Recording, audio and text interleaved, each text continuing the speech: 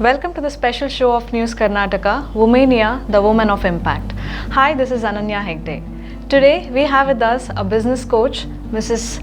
Divya D'Souza. Welcome to you, ma'am. Thank you so much. Now let's have a VT on Mrs. Divya. Divya D'Souza partnering the business along with her husband M. D'Souza Caterers and has changed the face of catering business in Mangalore with her skills as a chef, introducing all kinds of multi-cuisine and continental dishes that has now given them a reputation of being most versatile and professional caterers in Mangalore. Divya's journey began as a software programmer in Wipro, after which she switched her career to sales and marketing and then got into various organizations in sales, marketing and training divisions. She is a founder member and the president of Evolve. She have had 2 decades of experience in mentoring and guiding the women in startups, home-based business and industries. She is the first woman caterer cum chef who introduced the continental salads and continental and multi-cuisine cooking for outdoor catering, personally cooking the same for the crowd of 3,000. She is the secretary of Catholic Caterer Association since 2016 and still serving the same. She has received the award from Mangala Cooperative Bank in 2015 for Notable Woman Entrepreneur. Divya has always been passionate, helping people to come out of their shell and strive towards becoming better versions of themselves and have been training people in soft skills, insurance excellence, sales excellence and now currently passionate about life and business transformation catalyst for women entrepreneurs on a mission to transform the lives of million women entrepreneurs. Ma'am, to start off with, I want to know about your childhood, how interesting it was. So I was born in India, of course, but I was brought up in Saudi Arabia with my father and mother. Okay. And I have a younger sister and a younger brother. All right. I was raised with no, limitations. Okay. There was no concept of whether I was a girl or I was a boy. And Saudi Arabia being a very limited place in some ways, there were a lot of things that a girl could not do, but I could almost everything. That was the way I was born. Okay. So, had a very interesting childhood. I was very naughty, literally like a boy. So, my dad and mom had to come to my school at least every other weekend because one or the other boy I would beat up in the school. Okay. Okay. Yeah. And a lot of interest in music and especially art and drama. So very interested in extracurricular activities. So that was a major part of my childhood. I literally lived every inch and breadth of my childhood and experiencing and exploring. That's nice, kind of a boyish. Very much, yes. Right. How was Divya's student life? Student life was good. From the 7th grade, my parents thought that I needed a little more exposure than what was given in Saudi Arabia. Okay. So they sent me here to Mangalore. So from the 7th to the 10th, I studied in Marjalo St. Mary's in Mangalore. Here also, it was a very interesting school life with my friends. And in fact, my closest friends, even till today, are my school friends. We still meet every once a month or every second month. That's really great, ma'am. I think having a relationship with our old friends, the school friends, is really difficult, right? Ma'am, I have also heard that you are working in Wipro as a programmer, but you ended up in business. So how was it? What was that transition all about? Well, of course, Wipro, even after Wipro, I wasn't a software programmer. I kind of got bored of that as well. So I got into sales. I got into a lot of varied things. But when I got married into the business family, then I decided to take up the business. Even my father is also from the same family, in fact. I mean, same business background. So we had a supermarket in Saudi Arabia, a restaurant. So I was I knew how businesses were basically running. And since I was in Mangalore, I thought I'll also give my hand to help the business as well. So we had a bakery and a catering there at that time. That's nice. So that's how I got into the business with all support from my father-in-law, in fact, and my husband. Very nice. I think it's really rare to get the support and all. Yes, absolutely. But from day one, all the men in my life have been my biggest supporters. That's nice. Okay, so as I told you that you had a transition, so you get into a food industry, I can say, right? So you end up with M. D'Souza Caterers. Yeah. I think your husband is Yes. handling it, and you joined him as a partner. Yes. So, ma'am, what is it all about? So M. D'Souza Caterers started, of course, before it got into catering, it used to be a bakery firm. Okay. But there was a major part of where we would cater to events like wedding parties or tea parties. Those days, it used to be tea parties. But then my father-in-law brought out the buffet dinner version of it. Okay. It was typical Mangalorean food. When I got into this business, I decided to give it a little twist, and I introduced salads, salad bars, something that was very different from the normal thing that Mangaloreans would normally have, Okay. and continental dishes. Okay. So we are known for our ability to take up any dish. In fact, any multi-cuisine dish, you name it, we are able to provide it. Wow, beautiful. Yeah, and its quality is a major important thing for us, right? True, So we don't compromise in any ingredients. We may be slightly expensive than maybe the others, but there is a reason, because the quality speaks for itself. Right. And the service, it's very important service. We don't have any capping on numbers. We used to initially have this ad line 5 to 5,000. So even for 5 people we would cater, and even beyond 5,000. So we have had a variety of clients from all backgrounds, from corporate gatherings, weddings, huge weddings, and even smaller ones as well. Okay. And now, ever since, of course, the pandemic, we have diversified. We have now launched our range of heat and eat products. Okay. That is just like as if it is cooked at home, but frozen under blast frozen technology, Okay. so that we preserve the nutrients of the food. Right. So just when you want to have something that is different and made at home, like, so typical, all your chicken dishes, pork dishes, and all of that, especially, will be made available too. We are planning to, in fact, now it is from B to C, that is, we give from business to client. But very soon we will be now promoting it. We have already got a market in Bangalore and Hyderabad as well. That's nice. People are calling us from Mumbai, so that is definitely up. So that is the next part where we are going to be launching our own product. Right. I think, as you said, quality is what matters. Absolutely, End of the day, yeah. not the cost. No, not the cost. Right. Yeah. Ma'am, now that you have a lot of experience in this food industry, so now you might have derived these are the keys for success Yeah. in the food industry. Yeah. So if so, what are those?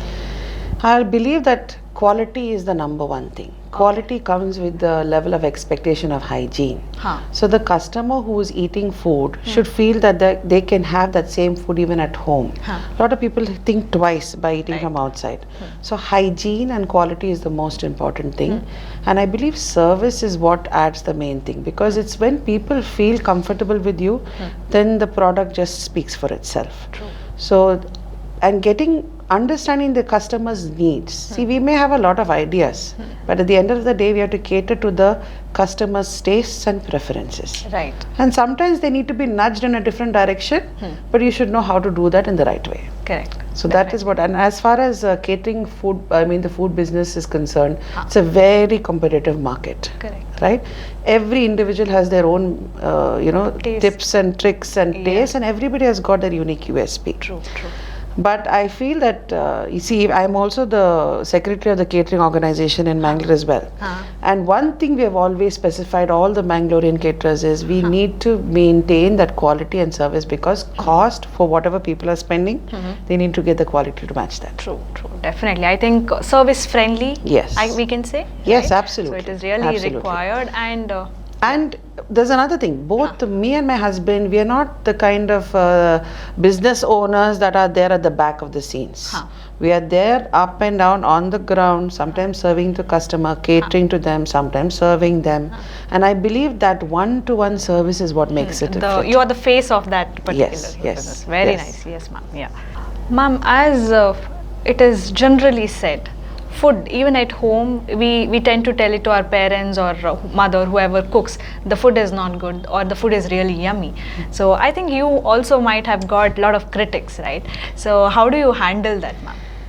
I always believe criticism is always constructive. So I believe that it is very important to listen to them. Right. Sometimes they may not have a reference of what that exact dish is, but that doesn't mean that I dismiss their opinion. True. And always see, they're coming from a place of care. I believe that. Because when they're coming and telling you that there is something not right, that means it's an opportunity for us to improve. So that's the best way to handle a critic. Just listen to them and see that you can somehow contribute in a way. And if there is something that is constructive that I can build on, I can take it. Yeah. If I feel sometimes it is going above the edge, then I'll just sweetly smile and say thank you. That's it. Right. I think you can give a better service next time. Exactly. Probably. And there are people who come back and tell us that thank you for taking care of this. So that's when they feel that they're being heard, I think that is the best way to handle the criticism. True. That's right. Yeah. Ma'am, apart from food, you are also into trainings, training women, training children, I can say. Yeah. How did it all start, ma'am? And what kind of trainings you give? So I came here some years ago, coming from a very busy cities in Bangalore and Bombay. So when I came here, catering being a very seasonal business, and seeing everybody talking about how Bangalore needs to improve. So I just felt like, why not I use some of my own skills that I have been using too, and I started with corporate training, skills training, retail industry training, so all the service staff and malls. So that's how it all began. Then I also was associated with few network marketing companies, so they were training with women as well. So that's when I got into training, and I realized that all people need is a little bit of guidance and instruction, and I enjoyed being that source of guidance and direction. I also was learning a lot from them as well. And in the bargain, I was able to get a lot of women to start believing in themselves, and start, because a lot of women in general don't have that confidence to step out. Correct. So that's when I started having these small training programs for them in finishing skills, sometimes even in behavioral stuff, and sometimes just the lack of confidence, to be a better parent and at the same time to take care of their business as well. So there were many trainings that I had for some women to start businesses. So those was a very a major part of my life, and to not only in Mangalore, Moodbidri, Karkal, Udupi, beauticians. So I was working with all types of people. And I enjoyed it. In fact, I enjoyed it more than the business itself, because I'm a people's person. I love being with people and women, and seeing women blossoming in front of my eyes, and seeing them change and becoming more confident, and calling me and telling me, ma'am, this is what I am doing now. It just gave me a lot of satisfaction. I get it. Yeah. So that was how I got into trainings, and further on it went into now being a life coach and a therapist also as well. I think that has given me that experience to understand exactly how I can guide them. Yeah, right. I think pushing others to something good, you will also grow at the same time. Yeah. Right? It is a win-win situation for both. True, very true, yeah. Ma'am, apart from it, you are the president of Evolve Mangalore, right? So what does Evolve do, ma'am? So Evolve is a women entrepreneur organization. It is a platform. It's like a support group for registered business owners, women who are from various backgrounds and industries, and a platform to give them a resource kind of skill development, resource development, helping them to build their confidence. Some women may, lack in finance or marketing or social media, or just sometimes just sharing about how to, deal with the customer better. So we have these monthly programs with all of that. We call resource people. And in general, this group of women are a positive lot to just help and nudge, together. And we also have a major part is to have an entrepreneurship drive. There are so many women who are doing things at home with that myth and that worry that, oh, I cannot get into a registered business because I may have to pay taxes, and then the people are going to come behind me. So finances is something sometimes some of the women take one step back, but it is that same woman who's handling all the finances at home, very beautifully managing everything. So Evolve intends to get those women also under our fold to help them to grow and to scale up. So that exactly is what Evolve does. And we not only look at the business aspect, we have a holistic view of how women entrepreneurs need to Okay. take care and to Basically, grow. you're empowering them. Exactly. To come out of the home and do something real. And the women who are already in business, Okay. who are already have been doing it for many years, Okay. but to scale up and to go to the next level. True. I get it. Yeah, that's nice. Yeah. Amazing thing. Yeah. I think one of my favorite questions, which I ask to most of them, as I'm also a girl, how do you manage your business time versus family time? Do you have any support system as such? I think my family has always been my support system, and it has always been taken for granted that Divya is always going to be a person who's going to be all over the place.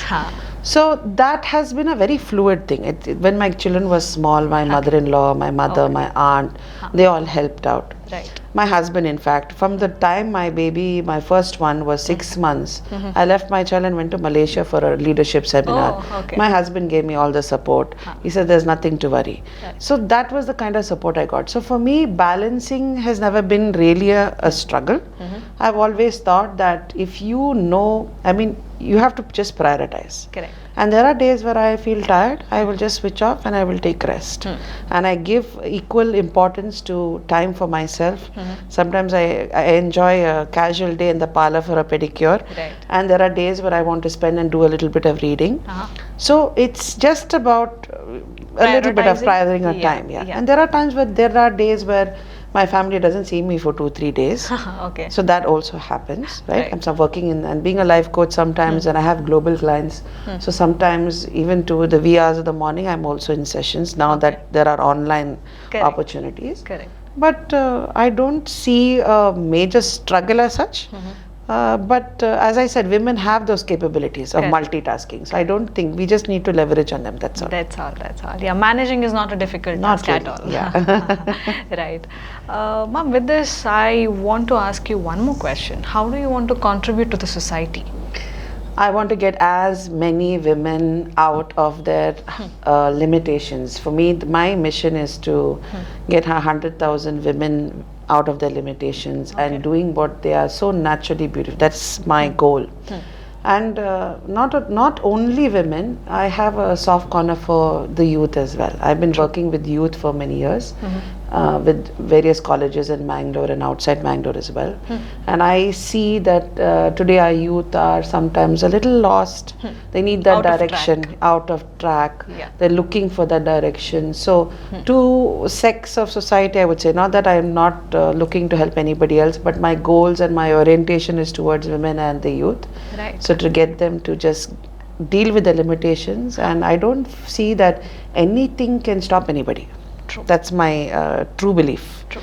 It's only us that stop us. So I want to help them to, get out of that and break the glass ceiling. Definitely. I think there's unlimited Potential. capacities, opportunities at the same time. Right. Yeah. Just helping them to believe in themselves, I think, is all that they need. True. Yeah. Very true. Yes, ma'am. Ma'am, now that we have had a lot of serious conversations, so now let's have a rapid fire round. Okay, sure. Are you ready? Yeah, I'm ready.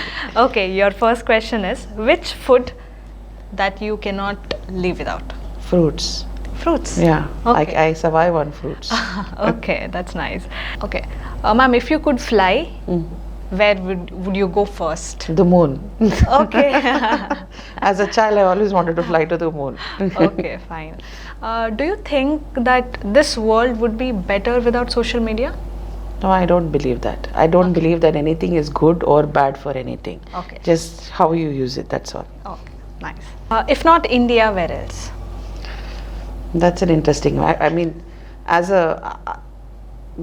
being a part of the country, I would only think of India. Okay. But if I had a choice to live somewhere, probably Switzerland. Switzerland, okay. That's nice. Ma'am, what makes you unique? I'm light on my feet. Right. What makes you more happy? Spending quality time with my children and just relaxing and having fun and singing and just relaxing, literally. Got it, yeah. How would you describe your perfect day? My perfect day, I think, would be sitting again with my family, and if an opportunity would be on the beach or in some holiday resort, just chilling and relaxing and having fun, that would be my perfect day. Okay, that's nice. Your favorite controversial political figure? Sonia Gandhi. Sonia Gandhi, all time. Yes. Yes. Ma'am, what is that one phobia you have? I actually don't have any phobias really. I mean, Okay. I've never had a phobia as such, but no, I don't have any phobias. Okay, fine. Ma'am, what are you addicted to? Ice cream sometimes. Ice cream. Okay. All right. Ma'am, your favorite sport? I was a basketball, so I was into basketball. So that is definitely one of my favorite sports. Okay. And I love swimming. Oh, That's my passion. Right, that's very nice. So here we came to the end of the rapid fire. I think you were really rapid in answering. Thank you. Yeah. One last question. What is that one message that you want to pass on to the viewers of News Karnataka through this platform? I just say that irrespective of who you are, what you've been through, and what your goals and your dreams are, I believe that every person has that innate quality to do anything in their life.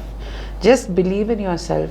Sometimes you need to close your ears and not listen to the people around you, and believe in your gut and your heart, and don't take a step back, only look forward.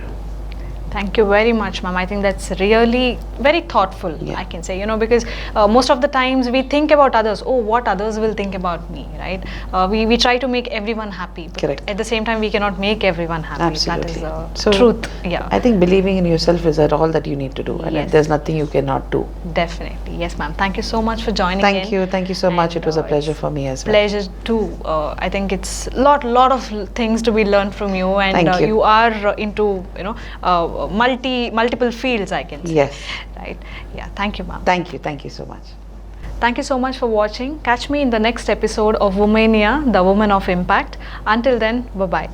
Like, share and comment the channels of Facebook and YouTube of News Kannada and News Karnataka. Thank you.